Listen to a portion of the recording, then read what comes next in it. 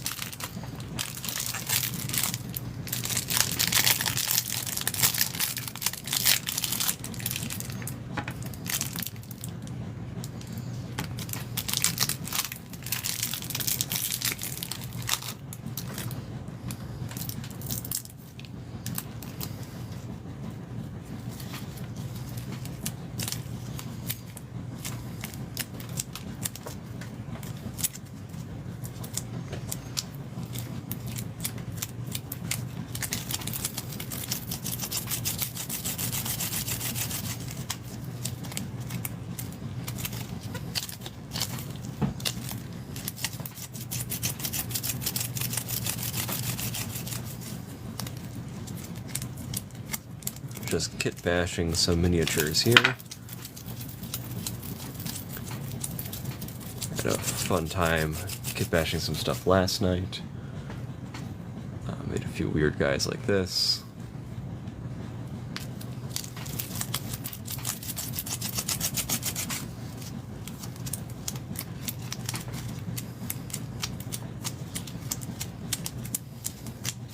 Hello everyone, thank you for joining.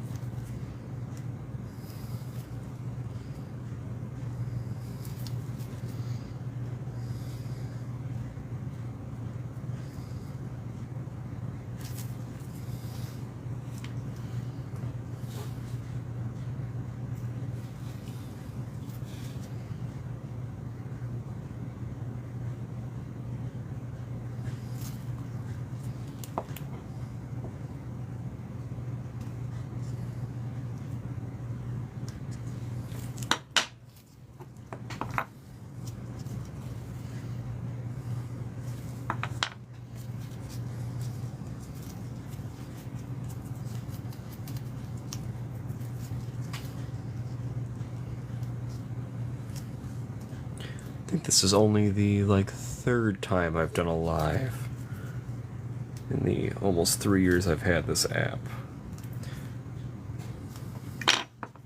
So I'm intrigued to see how this goes.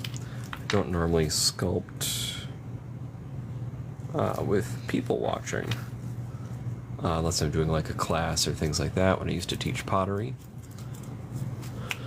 That was kind of a lifetime ago.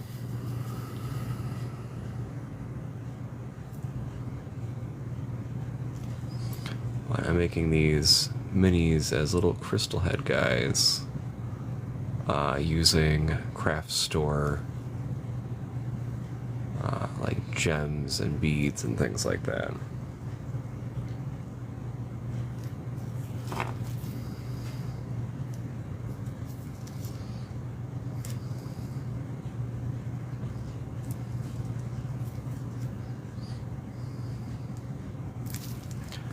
I'm gonna let those set for a little bit.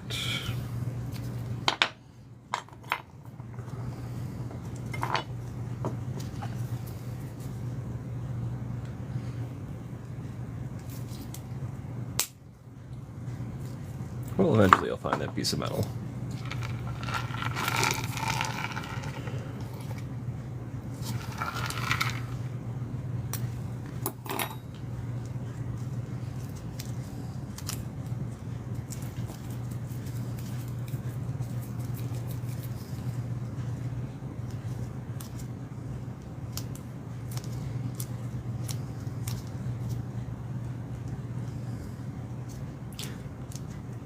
Alright, I also feel like I'm super old every time I try to do one of these things.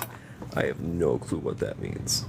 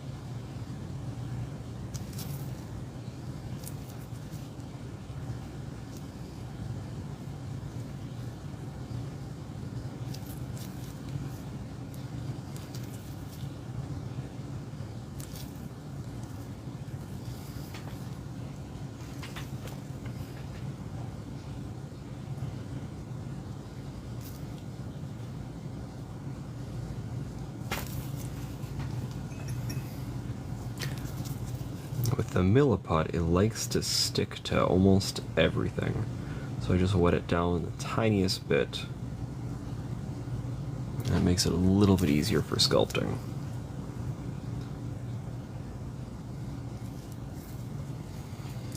Back when I did more pottery and things like that, I would always end up texturing everything very heavily. This is a new kind of scale for me, since this is, what, like 1.5 inches tall? So going in and doing all those micro details is very different. Also learning to do it with a phone right next to my face also is unique.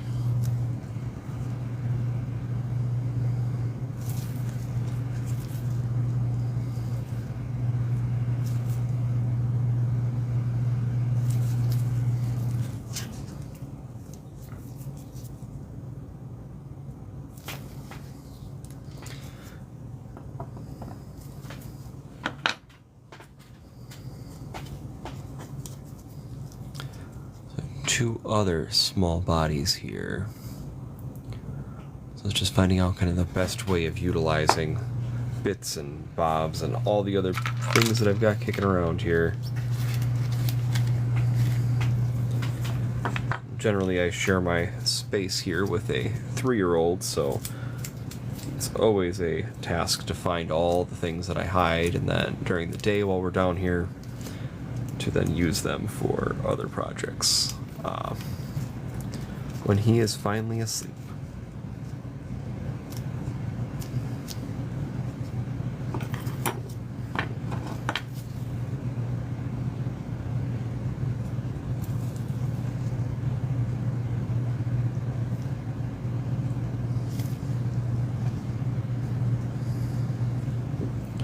And honestly, we're just taking beads, putting them in, sculpting the clay around it, I should say the milliput around it. Milliput is a kind of miniature building epoxy that got its start more as a like plumbing epoxy. It's a 2-part. There's an A part and a B part. You mix them together, equal amounts, and you get a workable plastic clay body that you can do all kinds of cool stuff with.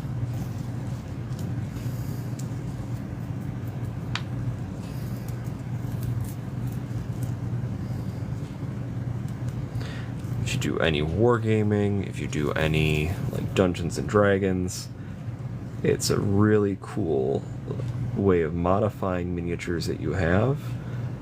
Or if you're like me and you lived frivolously and bought a lot of minis and never painted them, it's a really good way of making them unique. The milliput is also nice because it sticks to almost anything. Hence the gloves. My hands are all goofed up from working with clay for years, so they're very calloused or cracked. So all of this would be staining between the grooves. So we try to keep protected, keep from having to scrub my hands so much that they bleed.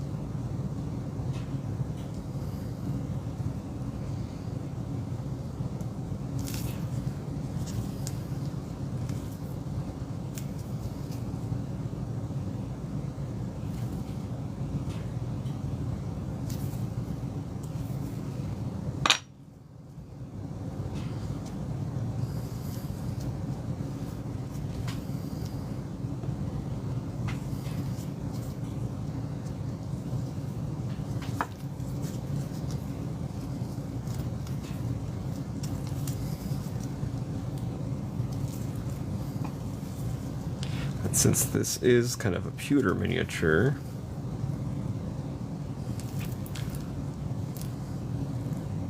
let's give him a little bit of a angle here.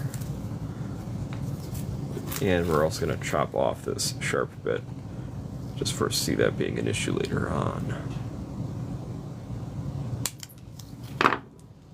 Excellent.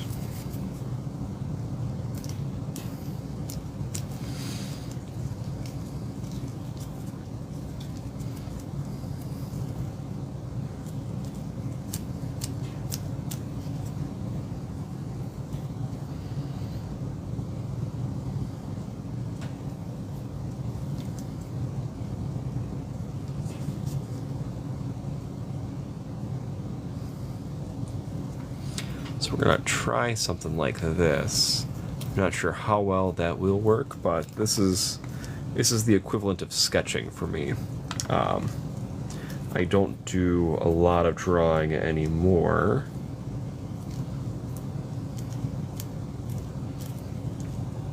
I'm just going to borrow that real quick.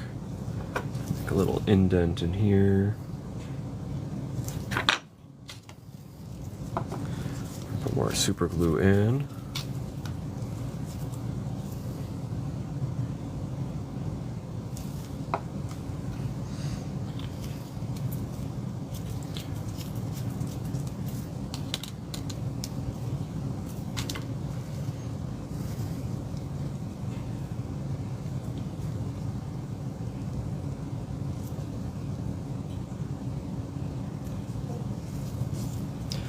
But yeah, these are old minis that I rescued. One of the other gamers that I've been following for years was getting rid of a whole bunch of stuff, and I'm like, you know what? It's just been sitting on the floor of their basement or floor of their studio for quite some time. I can give them some new life. And they have sat in my basement for over a year. And finally, a weird burst of inspiration yesterday to start building again.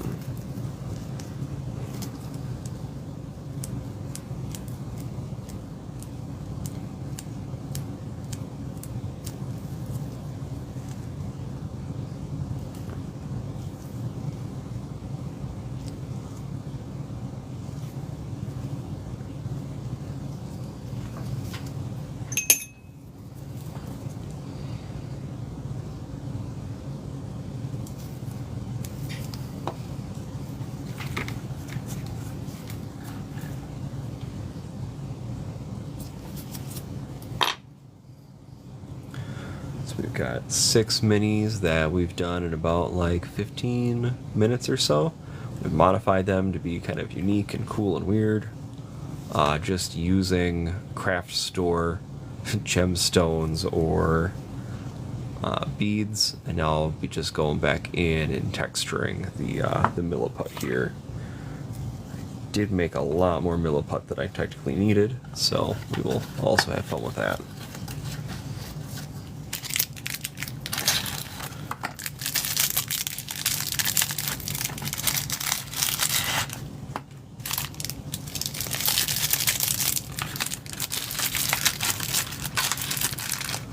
I feel every time I do one of these, I feel very old because I don't know how a lot of this modern technology works. But we'll get there. And thank you for all joining me.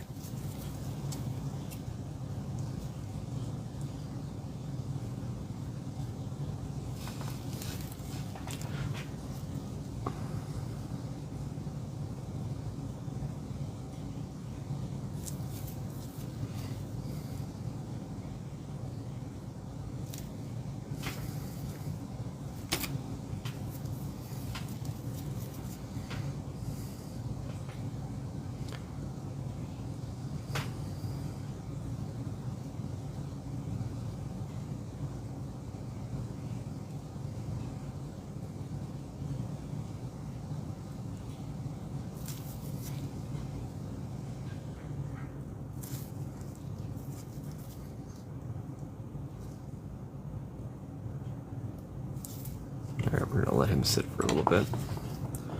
Check on this guy.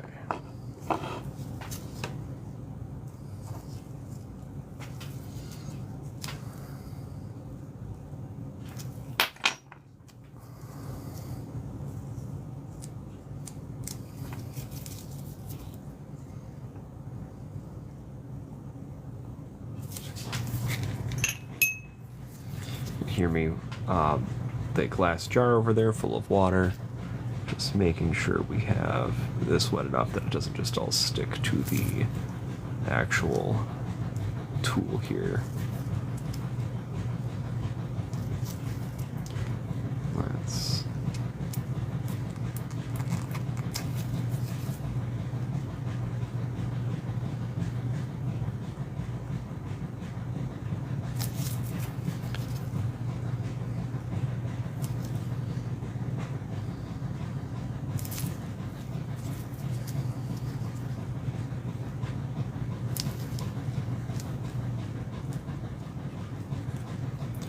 a lot of times when people are crafting with milliput or even green stuff, they're using it more of a way to fill in the gaps on minis. A lot of the modern minis, when you're putting them together, they are not perfectly gonna sit right.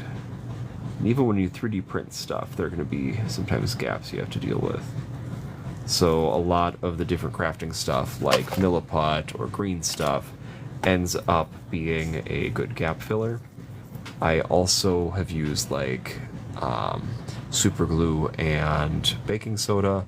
I've used like liquid green stuff. There's a lot of cool stuff out there But it all kind of works differently depending on the project or what you're putting it on. Like when I was using this on plastic minis, it was a little harder just because the plastic had a little bit of give to it, and it didn't really react the same way. These metal ones, there's like no move in the plastic whatsoever.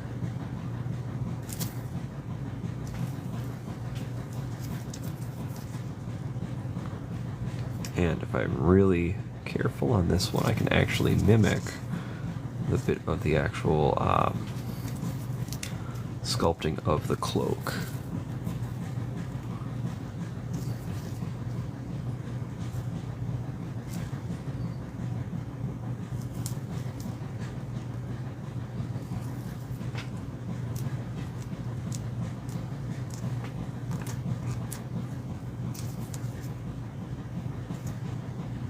Because it's the old metal, I can get away with that a little easier.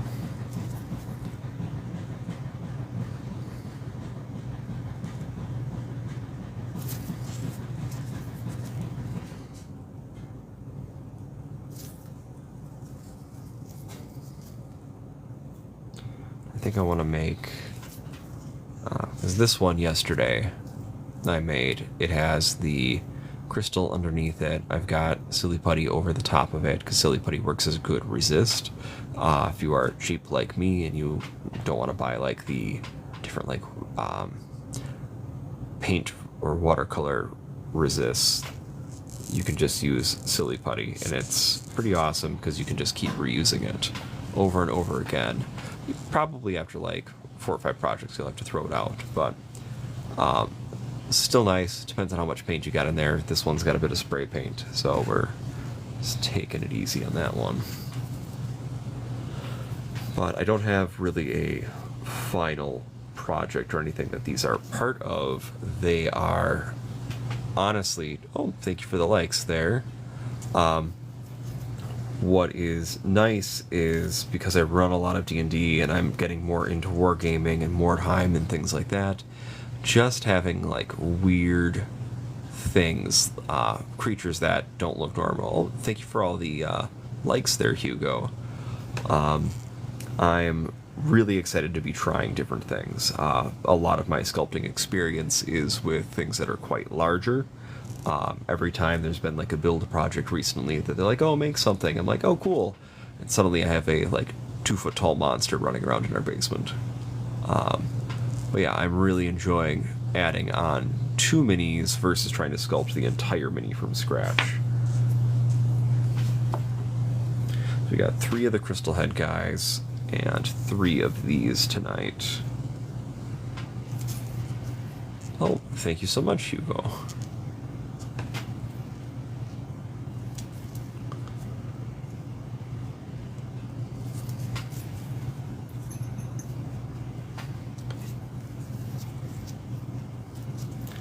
I think this is only the 3rd live that I have done so far.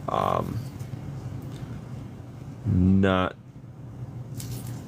too familiar with a lot of the ways it works, so if you have questions, I'll try to see them and try to answer them as they pop up. Well, thank you all for joining.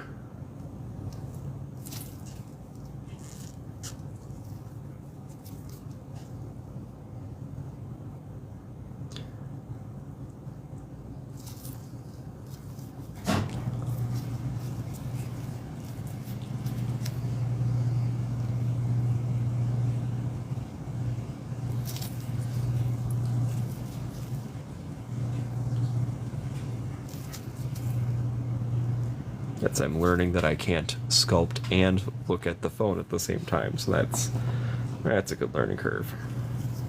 And a lot of these, I should say all of these, are old minis that I picked up from a fellow D&D person who does comics and things like that. But they were getting rid of a pile of minis, and I could not resist getting 10 pounds of minis for like, I think it was like $40. A lot of them are old Kenzer minis from the Knights at the Dinner Table and their whole line. There's some old Ralparthas in there and things like that. A lot of Kenzer though. But I'm switching between minis just so they can set up and dry. Or not dry, but like just get a little bit easier to work with.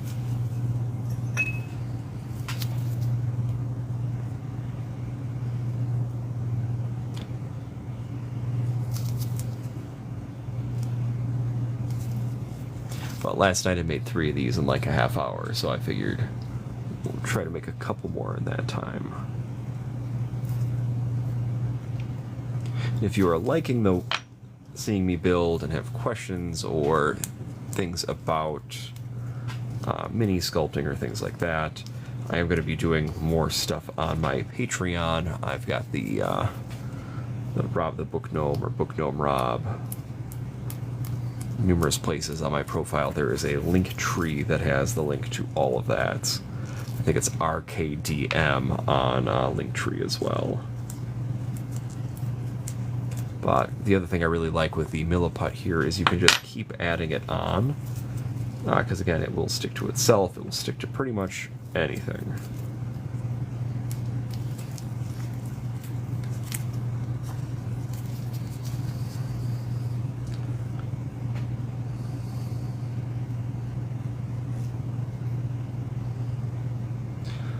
But we're just joining all those milliput pieces together here.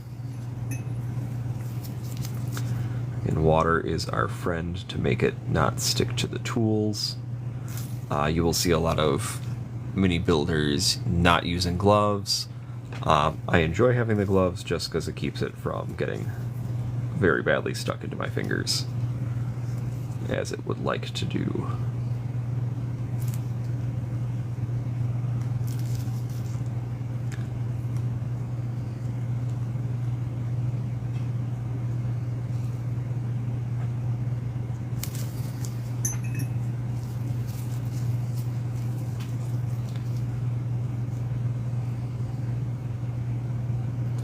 Again, just forming all those milliput bits together. Maybe if I make like a Beastman army for more time, I can sneak these guys in.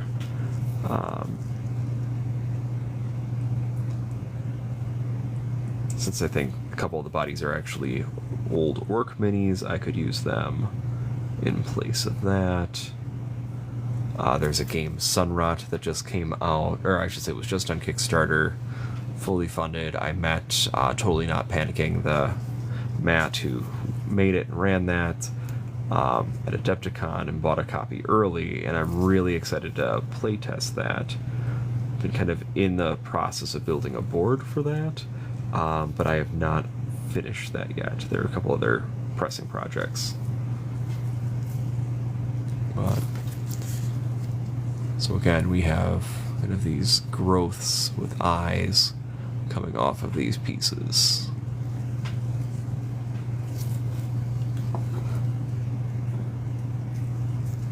This is some kind of like demonic assassin kind of creature.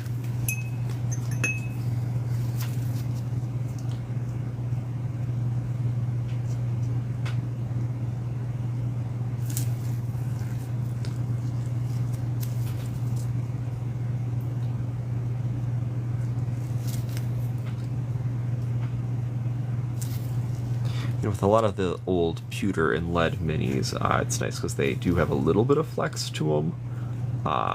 So I was able to adjust the footing on one of these just by carefully bending it. I have also broken minis in the past, so I'm trying not to repeat that.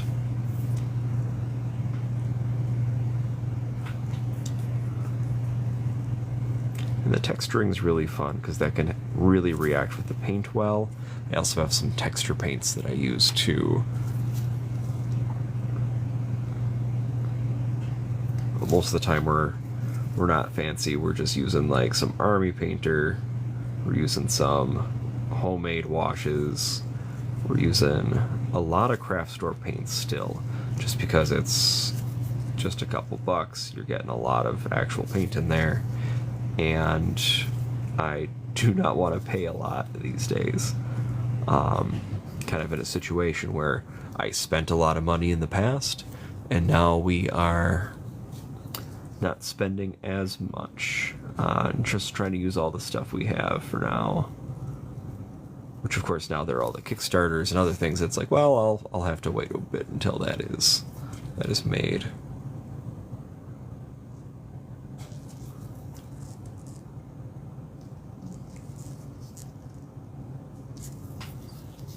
I want to thank you all for joining. I'm still learning that I can't sculpt and look at the phone at the same time.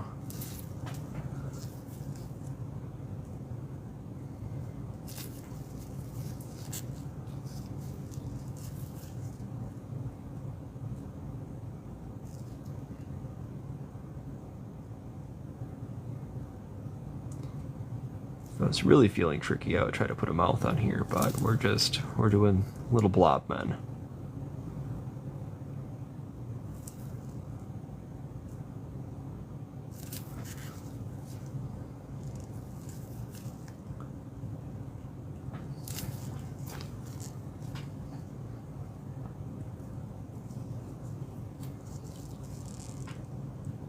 There we go. This guy was kind of falling back a little bit, so you just saw me bend him forward. I kind of work this into a cloak that's over this shoulder. Again, it's milliput, so it is very pliable.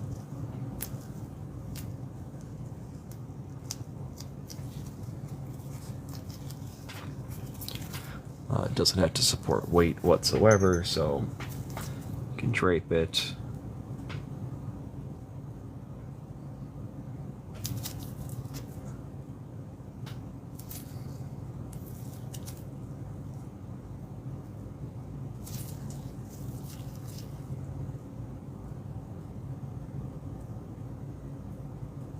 And this tool I'm using is actually just a needle tool for pottery.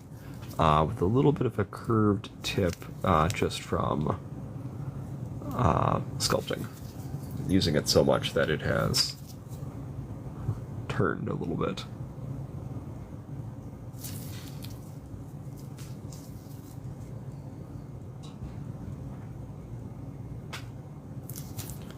And thank you again for all of those who have joined.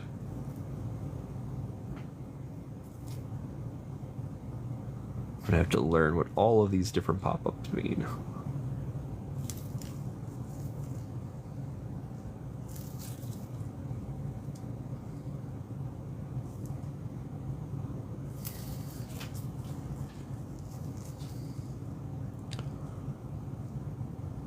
But yeah, that's just a bead from a craft store.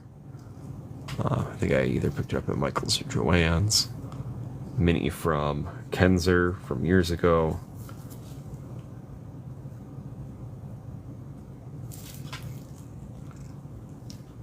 There's a little bit of the metal poking through there, so we will add another piece on. So work it all in.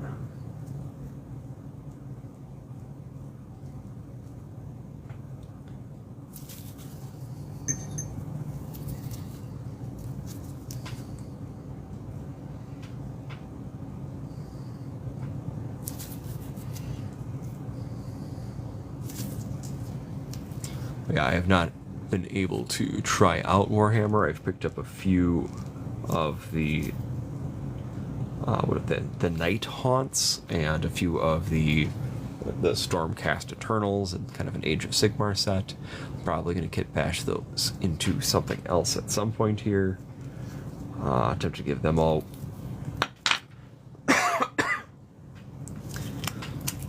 weird heads or things like that.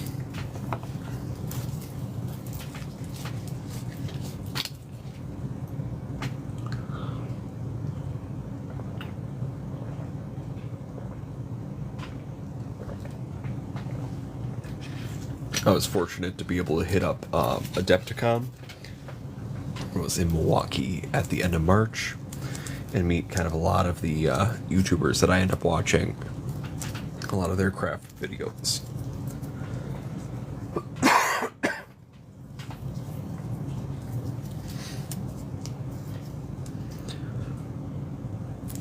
what we're going to do, since we have so much extra milliput, is we're going to add on extra little bits here.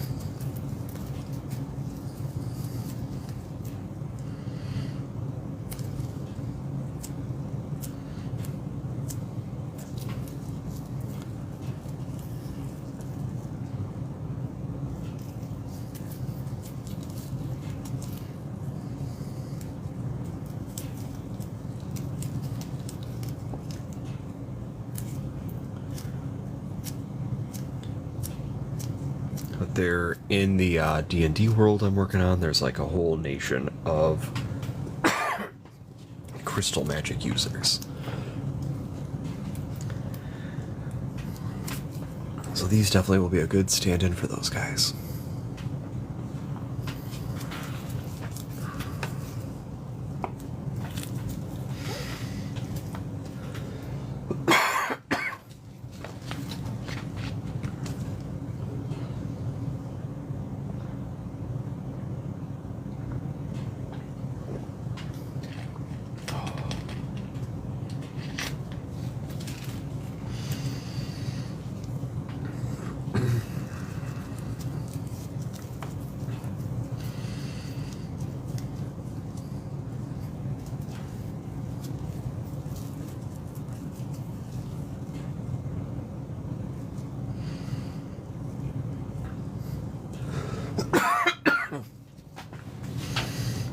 That's enough talking for me today.